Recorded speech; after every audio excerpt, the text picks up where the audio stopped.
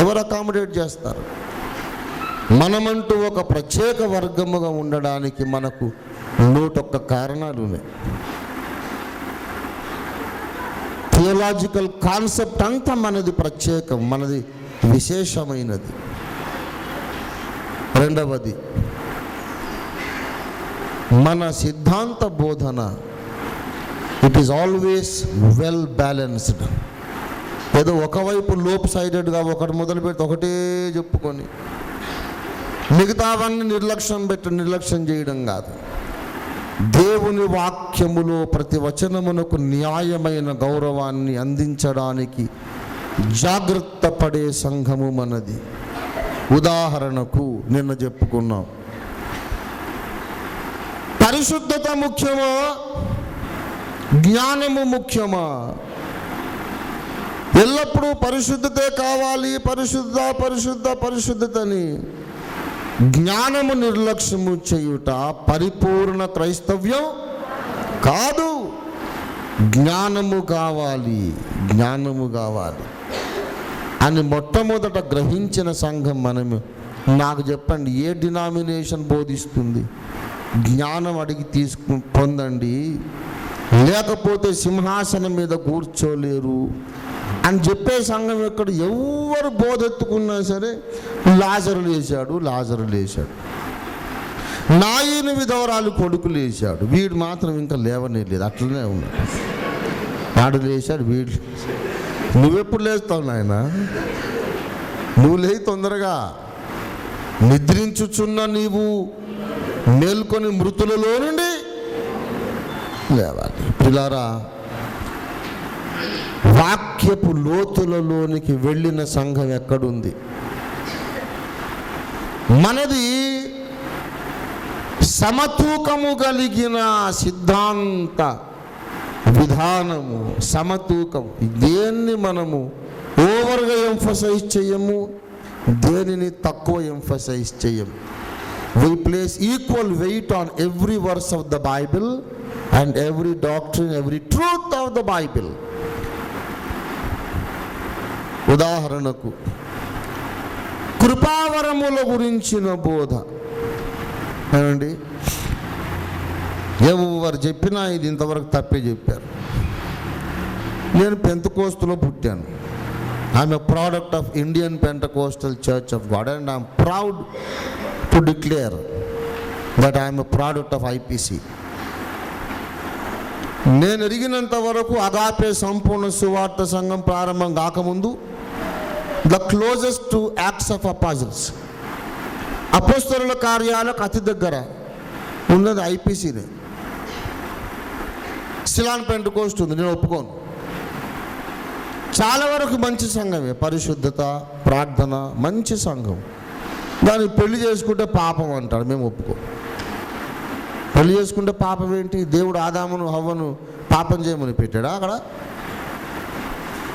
వివాహం అన్ని విషయాల్లో ఘనమైనది, పెళ్లి పాపము కాదు.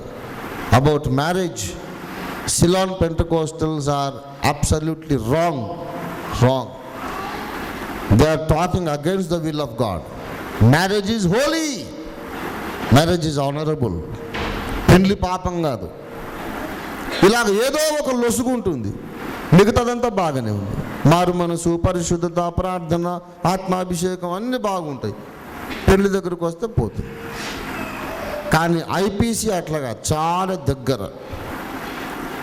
నేను చెప్తున్నాను, అపోస్తలుల కార్యాల గ్రంథములో ఎన్ని సంగతులు మనము చూస్తున్నామో అవన్నీ మేము IPCలో జరగడం చూసాం. అన్య భాషలు మాట్లాడడం చూసాం, అర్థము చెప్పడం చూసాం, ప్రవచించడం చూసాం, కుంటివారు నడవడం చూసాం, గుడ్డివారు చూడడం చూసాం, చచ్చిన వారు లేవడం చూసాం. ఎస్, హైదరాబాదులో మాట్లాడుతున్నాను. మనమున్న స్థలానికి చాలా దగ్గర గుమ్మడిదల అనే ఊర్లో శామ్యుయల్ గారు రిక్షా దొక్కేవాడు. దేవుడు ఆయన పట్టుకున్నాడు. ఆయన ద్వారా చచ్చిన ఒక ముసలాయన, ముందే ముసలాయన, కొన్ని మీరేమైనా నాటకం ఆడారనుకోవడానికి ఆయన ఏమో అసలు ముసల్మాను. చచ్చిపోయిన శవాన్ని తెచ్చారు, ముక్కులోకి చీమలు పోతున్నాయి, చెవులోకి. చచ్చి ఎప్పుడో అయిపోయింది అనమాట, అప్పుడే చచ్చింది కాదు. ఆయన దగ్గరకు తీసుకొచ్చి, ఇప్పుడు ఈ ముసలాన్ని లేకుండా నేను చంపేస్తామన్నారు. మీ యేసయ్య చచ్చిన వారిని లేపాడని నిన్న ప్రసంగం చేయగా విన్నాము. మీ యేసు మార్పు చెందని వాడని కూడా చెప్పావు, మరి ఇప్పుడు లేపు. గుమ్మడిదల సామ్యాలు నవీన్కు తెలుసు అనుకుంటా, చాలామందికి తెలుసు. నేను చెప్పేది చరిత్ర. ఆయన బాగా చదువుకోలేదు.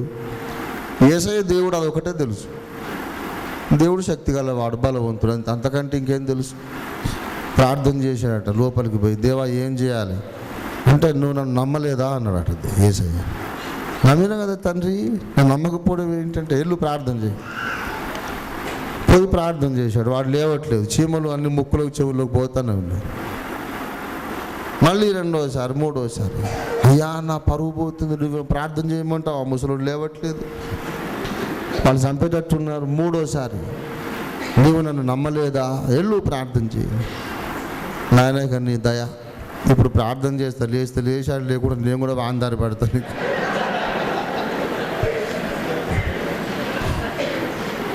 ప్రార్థన చేసి యేసు నామంలో లే అని ఆజ్ఞాపిస్తే అందరూ చేతులెత్తి స్తోత్రంతో, విశ్వాసులందరూ ప్రార్థన చేసి ఆమేన్ అని లోపల ముసలోడు లేచి కూర్చొని హాచ్ అని ఆమేన్ అన్నట్టు వాడు ఈ సైడ్ ఆమేన్. ముక్కులోకి చీమలు పోయినాయి కదా, హాచ్ అని తుమ్మాడు పాపం. మెలుకు రాగానే తుమ్మొచ్చింది. ఇది డెక్కన్ క్రానికల్ 1975లో డెక్కన్ క్రానికల్ ఫ్రంట్ పేజీలో a dead man Muslim man comes alive అని న్యూస్ పేపర్. అరే ఎన్నో చూసాం, చచ్చిపోయిన వాళ్ళు లేస్తే పోయి సెకండ్ కూడా ఇచ్చిన వాళ్ళు. ఇవాళ స్వస్థతలు జరగవు, అద్భుతాలు జరగవు అని అంటే, నేను వీడేదో గ్రహాంతర జీవులాగా ఉంటాడు. నాకు ఏం జరగవు పిచ్చోడా, నీకు జరగవేమో, మాకు జరుగుతాయి. దేవుని స్తోత్రం కలిగిన కాక.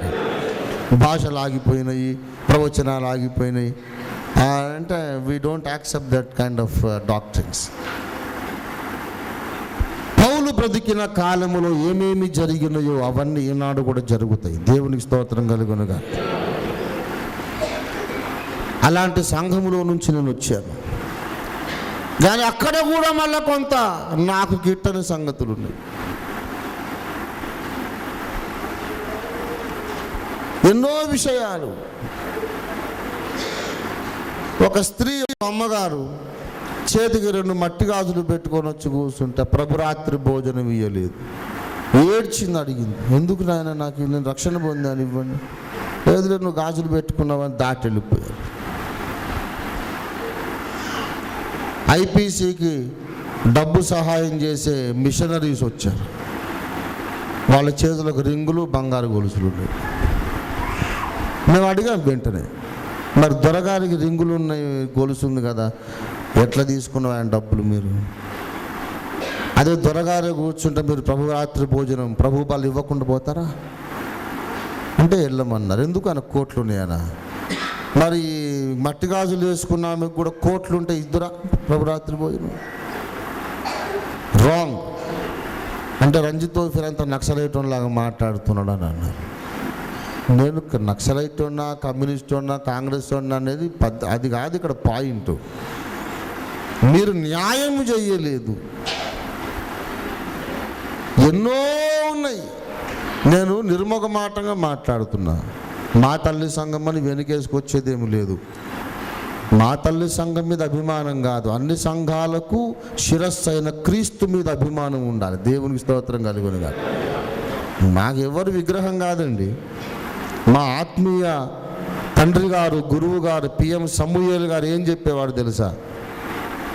పిఎం సమూయేలు గారు ఏం చెప్పేవాడంటే, నేను చనిపోయిన తరువాత ఎవరైనా దైవజనుడు వచ్చి నేను మీకు చెప్పని కొత్త సత్యాన్ని ఏదన్నా చెబితే, అది బైబిల్లో ఉన్నట్లుగా నిరూపించగలిగితే నన్ను విడిచిపెట్టి మీరు అతన్నే వెంబడించండి. అయ్యగారు చెప్పేదండి. ఇప్పుడు వాళ్ళు ఎవరు లేరు అట్లాంటి వాళ్ళు. వాళ్ళు మంచి పచ్చి బంగారం, వాళ్ళు స్వచ్ఛమైన బంగారం, 22-24 క్యారెట్ల బంగారం. ఇప్పుడు ఇప్పుడంతా గుంపులను ఒక విగ్రహం చేశారు, డినామినేషన్ ఒక విగ్రహం, నాయకులను విగ్రహాలు చేసి విగ్రహారాధన చేస్తున్నారు. నేనే ఫైనల్ కాదన్నాడు ఆయన. నాకు ఇప్పటిదాకా ఇట్లా అర్థమైంది, మీకు చెప్పాను.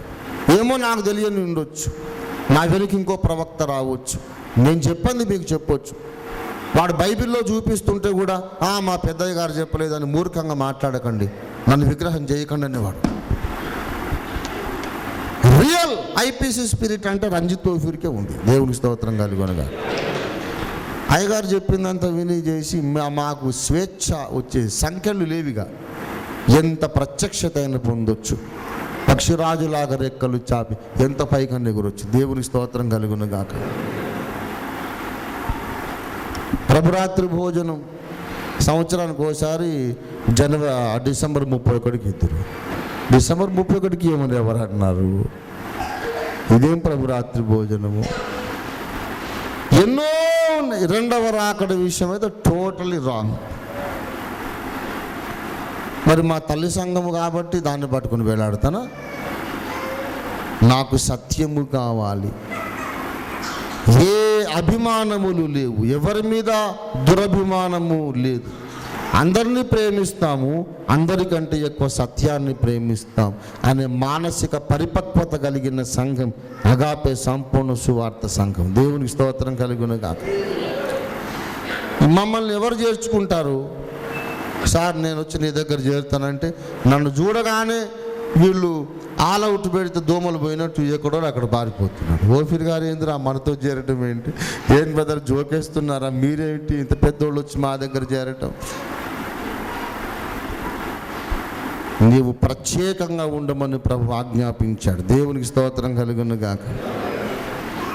మన ప్రత్యేకత, మన విశేషత, మొట్టమొదటి విషయం ఏంటంటే దేవుని వాక్యమునకు సమాన గౌరవం, వాక్యములో సకల వచనాలకు సమాన గౌరవం ఇవ్వడం మన విశేషత.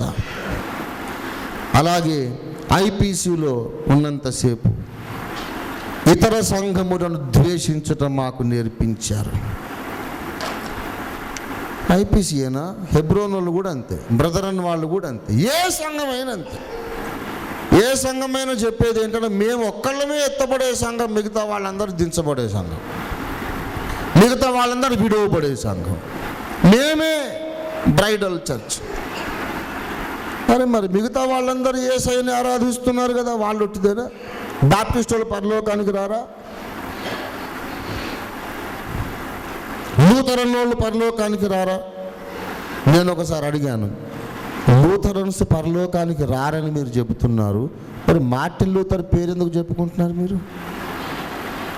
లూథర్తో సంస్కరణ ప్రారంభమైంది, మరి లూథర్ పొందింది చిలకరింపేగా, ఎట్లా పరలోకానికి వస్తాడు? ఇగో నువ్వు కమ్యూనిస్టులాగా మాట్లాడకు, అది జవాబు. అరే జవాబు సరిగా చెప్పండి అయ్యా. ప్రతి వాళ్ళు మా సంఘమే ఉప్పులో కుప్ప, మేమే పర్ఫెక్ట్, మేమే పరలోకానికి వెళతాం. అగాపే సంపూర్ణ సువార్త సంఘం బయలుదేరి అన్ని సంఘముల విభేదాలను పరిష్కరించి అందరికీ ఆమోదయోగ్యమైన ఇంటర్ప్రిటేషనల్ సిస్టమ్ ఆఫ్ ఇంటర్ప్రిటేషన్, అందరికీ ఆమోదయోగ్యమైన వ్యాఖ్యాన పద్ధతులు పరిచయం చేసి సిద్ధాంతపరంగా సంఘాల మధ్య ఉన్న ద్వేషాలు సంహరించి ఏకము కావడానికి సమంజసమైన పునాదులు ఏర్పరిచిన మొట్టమొదటి సంఘం అగాపే సంపూర్ణ సువార్త సంఘం. ఈ పని చేసిన వారు, ప్రయత్నించిన వారు ఇంతకుముందు ఉన్నారు. ఎక్యుమెనికల్ మూవ్మెంట్ ప్రయత్నించింది, వరల్డ్ కౌన్సిల్ ఆఫ్ చర్చెస్ ప్రయత్నించి అందరూ ఏకం కావాలని, అన్ని సంఘాలు ఏకము కావాలని వాళ్ళు ప్రయత్నించారు. కానీ వాళ్ళ రూట్ తప్పండి. ఎందుకంటే అన్ని సంఘాలు ఏకము కావాలని ప్రయత్నించి ఏకము కావడం కొరకు సిద్ధాంతం పట్టించుకోవద్దు అని చెప్పారు. సిద్ధాంతమే పట్టించుకుంటే ఏకముగా ఎవరి సిద్ధాంతం వాడుకుంది. So forget the doctrine totally. వాక్యం ఇలా చెప్పింది అలా చెప్పిందని ఆర్గ్యూ చేయొద్దు, వద్దు. సిద్ధాంతం మర్చిపోండి, మర్చిపోయి అందరూ ఏకంగా అండి. అటు ఎక్కడ ఏకం కావాలి? దేవుణ్ణిలోనా సైతాన్లో ఎక్కడ ఏకమవుతావు నువ్వు? Ecumenical movement doesn't emphasize on the correctness of doctrine. Ecumenical movement deliberately forgets and neglects the doctrinal accuracy. మరి వాక్యం పట్టించుకుంటే కలిసి ఉండేది సాధ్యం కాదండి. సిద్ధాంతం మర్చిపోయి ఏకంగా అండి అనేది ఎక్యుమెనికల్ స్పిరిట్.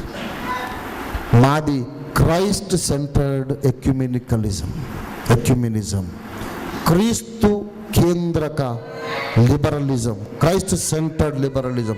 మేము లిబరలే కానీ సత్యాన్ని వదిలేసిన లిబరల్స్ కాదు, సత్యాన్ని హెచ్చించే లిబరల్స్ మేము. దేవునికి స్తోత్రం కలుగును గాక.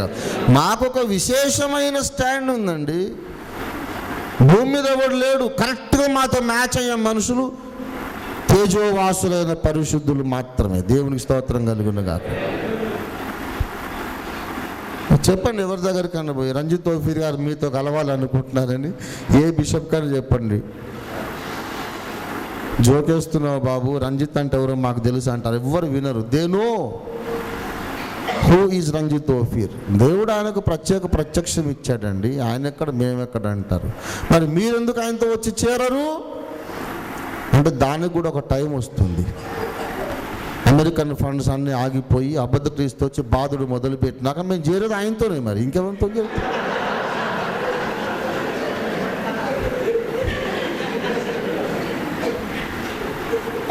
అందినంతసేపు తిందాం, తర్వాత పోయి చేరదాం ఆయన దగ్గర. ప్రియులారా, ది డెడ్లీ సీరియస్ ఇష్యూ. మనం అంటే చాలా ప్రత్యేకమైనటువంటి సంఘం. అగాపే సంపూర్ణ సువార్త సంఘమునకు ఉన్నటువంటి ప్రత్యేకత ఏంటంటే ఇతర సంఘములను ద్వేషించకూడదు. అదే సమయములో సత్యము కొరకు పోరాటాన్ని నిర్లక్ష్యం చేయదు. ఇది కత్తి మీద సాము. ఇప్పుడు హెబ్రోను వాళ్ళకేమో అన్య భాషలు లేవు, ఆగిపోయిననే బోధ. పెంతెకోస్తు వాళ్ళకేమో భాషలు మాట్లాడితేనే ఆత్మ ఉన్నట్టు, రక్షణ ఉన్నట్టు. ఈ ఇద్దరి మధ్యలో మేమున్నాం. వీళ్ళిద్దరిని కలపాలి, ద్వేషము తగ్గించి ప్రేమ పెంచాలి. అదే సమయంలో వాక్యాన్ని గాలికి వదిలేయకూడదు. వాక్య వ్యాఖ్యానములో వీళ్ళు ఎక్కడ తప్పు చేస్తున్నారో చెప్పి వీళ్లకు సత్యం చెప్పాలి. వాళ్ళు ఎక్కడ తప్పు చేస్తున్నారో ప్రేమతో చెప్పి వాళ్లకు సత్యం చెప్పాలి. సిద్ధాంత అవగాహనలో వాళ్లకున్న భేదాలు తగ్గించి తొలగించి ఏకము చెయ్యాలి. ఈ విశేషమైన కసరత్తు చేయడానికి పూనుకున్న మొట్టమొదటి సంఘం అగాపే సంపూర్ణ సువార్త సంఘం. ఇంతవరకు ఎవరు చేయలేదు. కలిసి ఉండాలంటే ఏమి లేదు, ఏడాదికి ఒకసారి ఐక్య క్రిస్మస్ పెట్టడమే. అంతకంటే మనకి ఇంకేం చేయాలి బ్రదర్? మరి ఎవడు చెప్తే ఎవడు వింటారండి అంటారు వాళ్ళు. అరే ఎందుకు వినరు? సచ్చినట్టు వింటారు. పరిశుద్ధాత్మ చెబితే అందరూ వింటారు అనేది మన వాదన. దేవునికి స్తోత్రం కలుగును కాక. ఎందుకు వినరు? బైబిల్ చెబితే వింటారు, పరిశుద్ధాత్మ చెబితే వింటారు. బైబిల్ చెప్పినా పరిశుద్ధాత్మ చెప్పినా వినని వాడు క్రీస్తు శరీరంలో నుంచి వెళ్ళిపోతాడు. పోనీ, యు డోంట్ కేర్. బైబిల్ మాట పరిశుద్ధాత్మ మాట వింటేనే ఉండు లోపల, లేకుంటే పో. మనం బొమ్మనకు పైన వాడు పోయే రకమే, ఉండే రకం కాదు. ఐపీసీలో పుట్టాము, అన్య భాషలు మాట్లాడుతున్నాం. అప్పుడు హెబ్రోను పేరు ఎలీము సంఘం. అప్పుడు ఎలీమోళ్ళు అంటే నీచంగా చూసేవాళ్ళు. వాళ్ళకు ఆత్మ లేదండి, వాళ్ళు పరలోకానికి రారు. వాళ్ళేమో బూర పట్టుకొని వీధులంతా తిరిగి ప్రయాసపడి భారము మోసుకొని వారులారా నా యుద్ధకు రమ్మని యేసు చెప్పాను, రండి సోదరులారా అని వాళ్ళు సువార్త ప్రకటిస్తున్నారు. వాళ్ళ ద్వారా చాలామంది రక్షణ పొందుతున్నారు. మరి మా వాళ్ళు అంటారు వాళ్ళేమో పరలోకానికి రారట. ఒకసారి హెబ్రోన్ వాళ్ళ ఇంటికి పోయి ఏదో పని మీద వాళ్ళ అబ్బాయి నేను క్లాస్మేట్స్. సియోను గీతములు అనే పాటల పుస్తకం, అన్ని పెంతెకోస్తులు పాడే పాటలని అందులో ఉన్నాయి.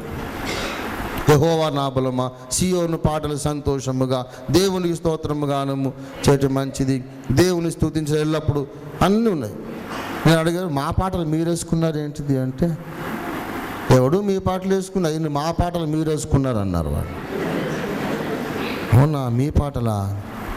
మరి ఆత్మ లేని వాళ్ళ పాటలు మేము ఎందుకు వేసుకున్నాము? ఆత్మ కలిగిన వాళ్ళు పరలోక వారసులమైన మేము నరకానికి పోయే వాళ్ళు రాసిన పాటలు ఎందుకు వేసుకున్నట్టు? ఆఖరికి అన్ని పాటలన్నీ తీసి ఆఖరణ చూస్తే అక్కడ పరిశుద్ధ అగ్నిని పంపు దేవా అని పాట ఉంది. అది పాడుకొని డ్రమ్ము కొట్టుకొని నేను ఆత్మ పొందాను. ఇదేంటండి, ఆత్మ లేని వాళ్ళు ఆత్మ పొందే పాట రాసుకున్నారేంటి? వెళ్ళి పెద్దోళ్ళని అడిగి, అన్నీ అడగడమే, లోపలేం దాచుకోడు. అయ్యగారు మనకు ఆత్మ ఉంది, అడగ లేదు కదా, మరి ఆత్మ లేనోడు రాసిన పాట పాడుకుంటే మనకు ఆత్మ ఎట్లా వచ్చింది? ఆత్మ లేనివాడు రాసిన పాట పాడుకొని డ్రమ్ము కొడితే మనకు ఆత్మ ఎలా వచ్చింది? ఆత్మ వచ్చేటంత బలమైన పాట ఆత్మ లేనివాడు ఎట్లా రాయగలిగాడు? ఇదిగో ఎక్కువ మాట్లాడు, తెలివి ఎక్కువైపోయింది నీకు. ఇదేంటండి, ఎక్కువేంటి తక్కువేంటి? నేను అడిగిన ప్రశ్నకు సమాధానం ఏంటి? ప్రియులారా, దేవుడు మనకు నేర్పిన సత్యం